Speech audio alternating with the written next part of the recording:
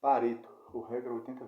Vamos falar hoje de uma bem famosa regra, forma de priorizar, forma de escolher, de cortar coisas, que é o diagrama de Pareto, ou o ótimo de Pareto, ou regra 80-20.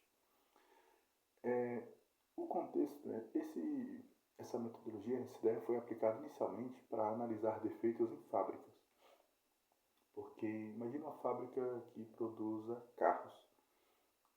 Ela tem, às vezes ali, no final a gente vai ter tantos defeitos.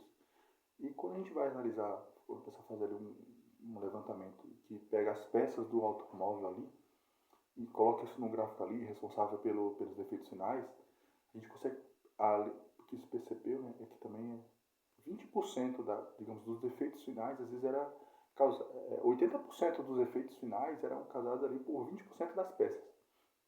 Então a ideia, e Vilfredo Pareto, né, é o nome do criador dessa regra, ele aplicou também essa regra para a distribuição de terras também. E a ideia é que 20%, digamos, das causas são responsáveis por 80% dos efeitos.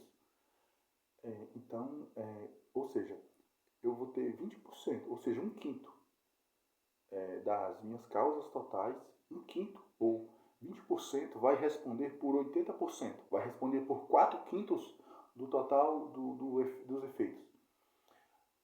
Ou seja, se eu tenho 20% que responde por 80% dos efeitos, esses 20% aqui, os 80% restantes, vão responder por apenas 20% dos efeitos lá restantes. Então, o que eu tenho? O que a gente tem? A gente tem algumas poucas coisas que são que tem um impacto alto. A gente tem algumas coisas que têm um peso maior, que são esses 20% de coisas.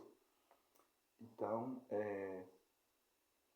no geral, por exemplo, quando a gente faz uma prova, vai fazer uma prova ali, até as matérias no geral, mas assim, analisando ali a gente vai perceber que vai ter uma pequena parte ali que vai ter um peso maior, vai ter uma pequena parte ali que a gente pode aplicar isso também.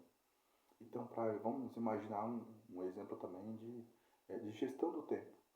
Às vezes, nosso tempo a gente tem ali, digamos, de horas livres ali, 12 horas no dia, 14 horas.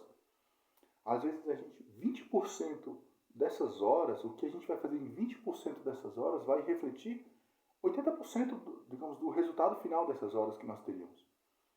Então, a ideia é que isso seja uma ferramenta de priorização. Quando a gente consegue olhar as coisas que eu tenho que fazer no meu trabalho, vai ter umas coisas ali, vai ter umas pequenas coisas que vai ter um peso maior, que vai ter um reflexo maior, que vai ter um impacto maior. E a ideia é que a gente foque nessas coisas, que tem um peso maior, que tem um impacto maior.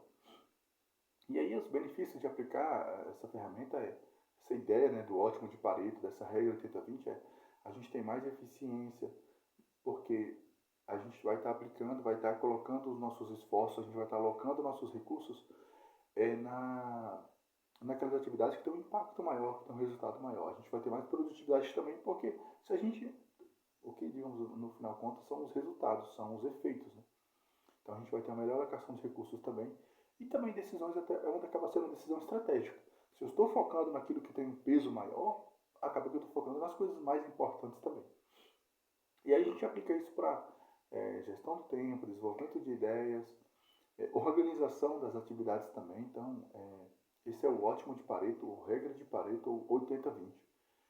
E as possibilidades de aplicar ele em diversas áreas, em diversos meios, são muitas. E essa é a regra de Pareto.